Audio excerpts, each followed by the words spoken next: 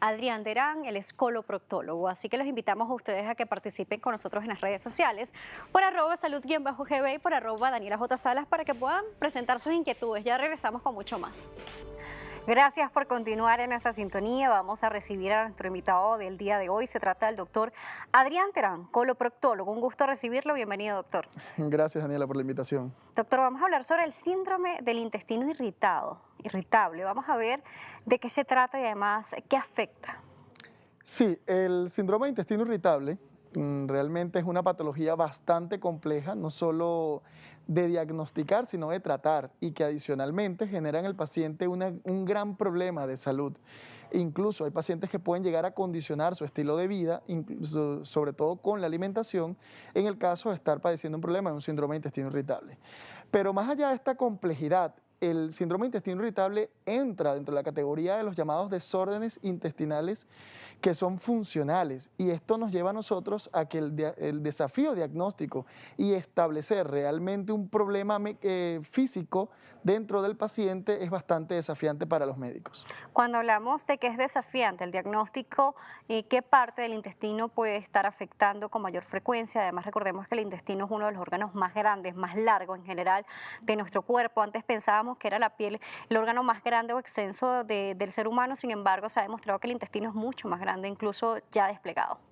Sí, el intestino humano es bastante largo, de hecho puede llegar a medir varios metros realmente, nada más el intestino grueso, en este caso el colon por supuesto, puede llegar a medir hasta 3 metros en un ser humano completamente normal. Ahora, ¿qué causa generalmente el síndrome de intestino irritable? Muchas veces la causa de esta enfermedad es desconocida. No hay una alteración específica que nos diga a nosotros, este paciente tiene un problema de intestino irritable. De hecho, la mayoría de las veces el diagnóstico se establece por la clínica del paciente y por la ausencia de alteraciones estructurales a los estudios o a los exámenes complementarios. Eva Garcés 0123 nos escribe a través del Instagram Live por la cuenta @Daniela J. Salas y nos dice qué significa el síndrome del intestino irritable. El síndrome de intestino irritable es un desorden intestinal, por supuesto, que forma parte de los desórdenes intestinales funcionales. Es decir, tenemos una alteración en lo que es la función, por supuesto, del aparato digestivo de forma normal, donde vamos a tener alteraciones desde el punto de vista funcional que van a condicionar la motilidad del intestino, que van a condicionar la función normal de este intestino y nos puede desencadenar muchas patologías, por supuesto, que se caracterizan principalmente por dolor, por distensión abdominal, por alteraciones del patrón evacuatorio como estreñimiento o diarrea en la mayoría de los casos. Nos dice que las diarreas en la mayoría de los casos está persistente, pero también puede existir pacientes con estreñimiento a través del síndrome del intestino irritable. Sí, de hecho hay una subclasificación del intestino irritable donde vamos a tener, y esto va de cuatro tipos principales, y esto va a depender de cómo sea la frecuencia de las evacuaciones en esos pacientes. Si cada 2 de 10 evacuaciones el paciente tiene problemas de estreñimiento crónico y en cada evacuaciones, menos de 2 evacuaciones son diarreicas, este es un paciente que tiene un síndrome de intestino irritable relacionado con estreñimiento. Joximar nos dice que si existe la colitis nerviosa.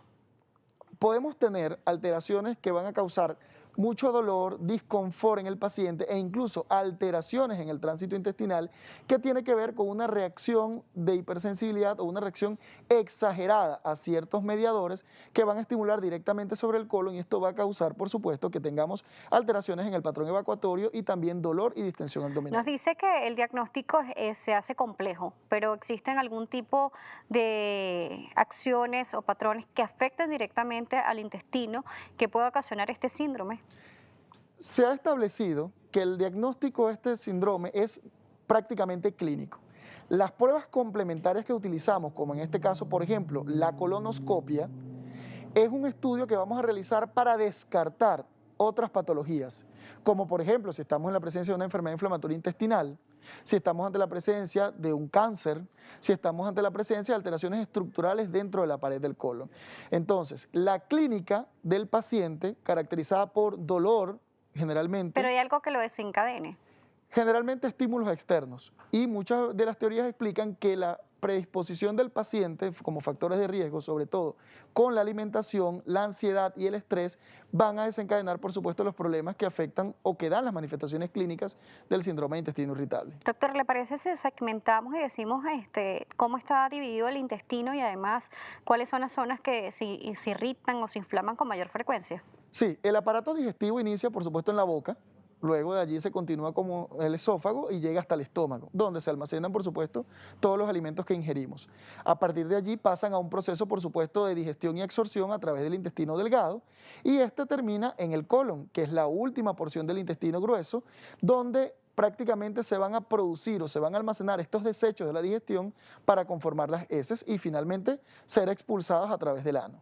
Los principales segmentos del intestino que se van a afectar durante el síndrome de intestino irritable son el intestino delgado, sobre todo en su porción más distal, y el colon específicamente. Sí, por eso también se habla de personas que sufren de colon irritado, tienen colon inflamado muchas veces y vemos también la terminación llamada simoide, que es esta forma de S, en donde se refiere con mayor dolor o frecuencia a esta inflamación, ¿no?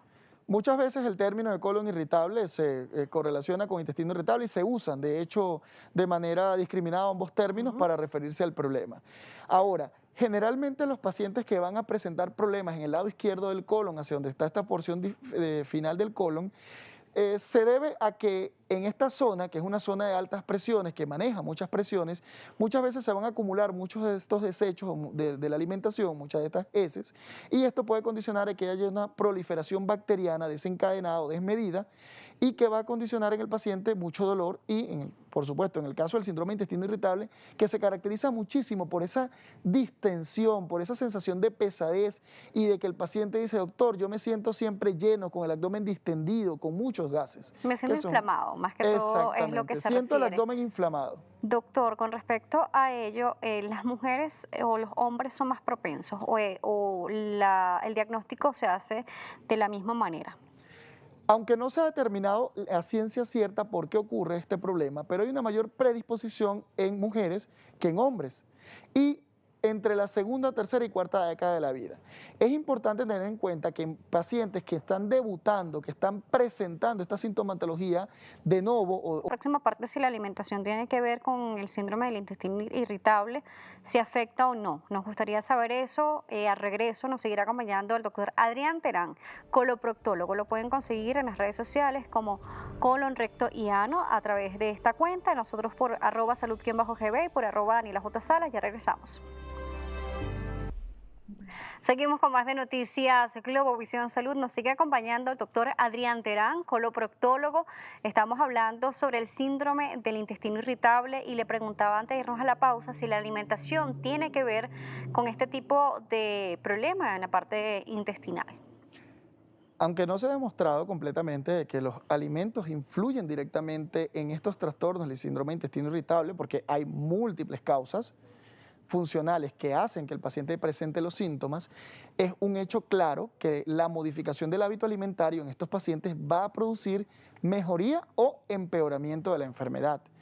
En este caso, hay muchos que estiman que incluso pacientes que están relacionados con la ingesta de gluten, a pesar de no ser pacientes celíacos, pueden desencadenar exacerbaciones de la enfermedad.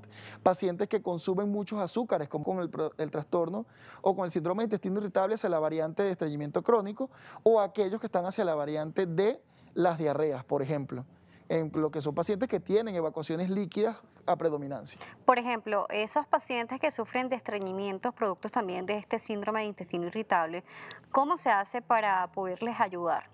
Bueno, acá parte de lo controversial del manejo y el diagnóstico de los pacientes. Hay dos grandes variantes del síndrome de intestino irritable. Tenemos el que está relacionado con el estreñimiento crónico, el que está relacionado con evacuaciones líquidas, con aumento de la frecuencia, con diarreas, por decirlo de manera más práctica y simple. En pacientes que tienen un estreñimiento crónico asociado al síndrome de intestino irritable, lo manejamos como cualquier otro estreñimiento crónico. Modificaciones del hábito alimentario y del estilo de vida que incluyan el aumento de consumo de fibra dietética y el consumo de agua. Ahora, si los pacientes tienen un trastorno relacionado con la parte diarreica, tenemos que evitar o tenemos que disminuir el consumo de ciertos alimentos, como por ejemplo alimentos ricos en fructosa o lactasa, que generalmente son los que van a condicionar la aparición de las diarreas.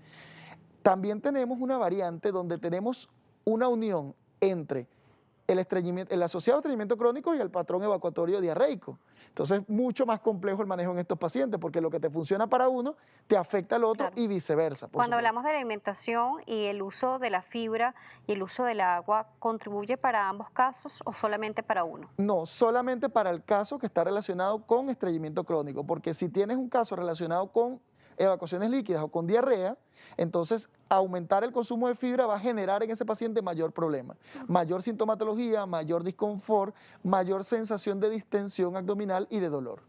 Sí, hay que ver la parte de la alimentación, porque siempre nos han dicho que es bueno para el proceso digestivo o para los hábitos evocatorios el consumo de fibra y el consumo de agua, pero hay que ver qué tipo de paciente también se está presentando, ¿no? Exactamente, y por eso es que estos pacientes generalmente lo manejamos en conjunto, el coloproctólogo, el gastroenterólogo y el nutricionista. Es un equipo multidisciplinario que aborda a cada paciente de manera individual, porque quizás lo que yo como coloproctólogo le indico al paciente puede en ciertas ocasiones exacerbar los problemas y lo que el gastroenterólogo indica también. Claro. Entonces juega un papel sumamente importante el nutricionista porque trabaja de la mano con nosotros, con todas las especialidades que manejan estos pacientes y ayuda a mejorar los Claro, síntomas. además estamos pensando que comer frutas también es beneficioso y nos va a ayudar, pero nos está diciendo que la fructosa que contiene también puede ser un factor que contribuya al síndrome de intestino irritable. Y las frutas también tienen fibra.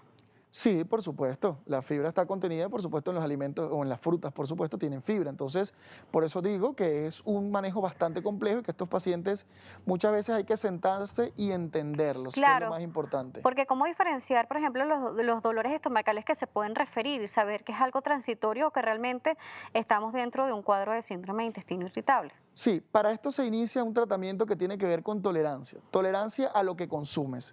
Normalmente los tratamientos de estos pacientes primero van a depender de cuál de las dos variantes es, Ujú. pero adicionalmente se comienza al paciente a dar, por supuesto, inhibidores de lo que es la musculatura lisa para poder disminuir los episodios de contracción y dolor y ciertos alimentos. Eliminamos algunos alimentos de la dieta para poder, por supuesto, evaluar cómo es la respuesta de ese paciente a esos alimentos. Un paciente que sufre de síndrome de intestino irritable es un paciente que tiene cura o que tiene un control para este tipo de patología. El síndrome de intestino irritable se puede controlar, pero no tiene cura. Va a Una ser vez diagnosticado, ese, Una vez diagnosticado, por supuesto, es un síndrome de intestino irritable y como tal lo podemos controlar en el tiempo. Sin embargo, no podemos llegar a curar un síndrome de intestino irritable. Yo no puedo quitarle al paciente todo el intestino. Por supuesto, eso es incompatible con la vida. últimas recomendaciones que le pueda dar el día de hoy. Bueno, ante la presencia o ante la sospecha de estos síntomas, si usted como paciente, por supuesto, al comer ciertos alimentos, como comer muchas frutas, por ejemplo, o tomar medicamentos derivados de los lácteos, siente dolor abdominal, siente distensión abdominal, esa sensación de inflamación, de pesadez en el abdomen, y adicionalmente tiene episodios alternos de estreñimiento crónico con diarreas crónicas, entonces yo creo que usted es un paciente que debería acudir inmediatamente con un coloproctólogo. Justamente nos siguen preguntando sobre la fibra y nos preguntan si la fibra puede aumentar la cantidad de gases que puede tener un paciente. Sí, el exceso de consumo de fibra está relacionado con la producción o el mayor aumento de gases dentro del colon. Y esto tiene que ver porque la fermentación que hacen ciertas bacterias que están dentro de la luz del intestino, con esos productos, con ese desecho de la fibra, sobre todo si estamos ante la presencia de gran cantidad de fructosa, va a desencadenar esa gran producción de gases, que por supuesto genera distensión en el colon, genera aumento de la circunferencia abdominal con sensación de pesadez, de inflamación y por supuesto dolor abdominal que es bastante incómodo para los pacientes. Tenemos una pregunta bastante curiosa, es sobre los pacientes con estreñimiento, si este paciente con estreñimiento puede tener una acumulación de heces en el intestino y esto con derivar algún tipo de apendicitis, por ejemplo. Como tal, un tipo de apendicitis no. La apendicitis aguda, bueno, tiene muchos mecanismos por los cuales se puede producir, pero un estreñimiento crónico muy prolongado puede causar problemas estructurales tan graves en el paciente que ese paciente incluso puede llegar a meritar que se le sea resecado, que le sea intervenido quirúrgicamente para quitarle todo el colon. Esto en los casos graves de estreñimiento crónico, porque llega un momento en que el colon produce tantas alteraciones estructurales que lamentablemente ese colon ya no funciona. ¿Cuándo es considerado un hábito evocatorio normal? Bueno, hay muchísimos criterios para definir esto, pero generalmente se consideran evacuaciones normales cuando usted como persona, como individuo sano, evacúa cada 36 a 48 horas como máximo. Generalmente los pacientes tienen un patrón evacuatorio diario en la gran mayoría de los casos. Y que adicionalmente no va a tener dolor abdominal cuando evacúa, no va a tener la necesidad de pujar para evacuar y no va a tener la sensación de una evacuación incompleta. Si usted no tiene ninguno de esos síntomas, podemos decir que tiene un patrón evacuatorio normal. Si usted presenta alguno de esos síntomas, entonces vamos a tener un problema quizás de estreñimiento crónico, que puede ser consecuencia de otro problema, pero eso hay que estudiarlo. Por eso es que acudir directamente a la consulta para poder ser evaluado correctamente. No a la automedicación. No a la automedicación. De hecho, eso nunca está recomendado. Hemos finalizado, ¿cómo lo pueden contactar?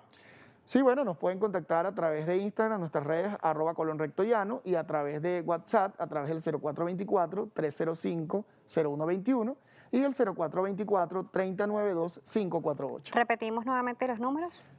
0424-305-0121 y 0424-3092-548. Gracias por acompañarnos el día de hoy. Gracias a ti una vez más por la invitación, Daniela. Nos estuvo acompañando el doctor Adrián Terán, coloproctólogo. Colon, recto y ano, así lo consiguen en las redes sociales. Recuerda que la entrevista también la puede ver posteriormente en nuestro canal en YouTube.